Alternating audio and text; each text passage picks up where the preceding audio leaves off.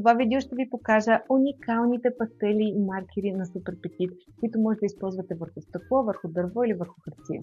Хайде да ги отворим заедно, за да видим как пишат. Нямам търпение да видим маркерите. Те се казват, че са с боя. Съответно, когато ги отворите, ще са абсолютно чисти и няма да пишат по никакъв начин. В момента, в който ги натиснете и изчакате малко боята да слезе, ще видите, вече при този, който е разписан, че боята вече е тръгнала и съвсем спокойно може да пишете. Вижте какви уникални цветове се появяват. Много неонови и красиви. По същия начин е с пастелите. Може да ги използвате както на стъклото, така и вече на хартията. Много са покривни, изключително наситени цветове. И сега ще ви покажа колко лесно всъщност се трият от стъклото.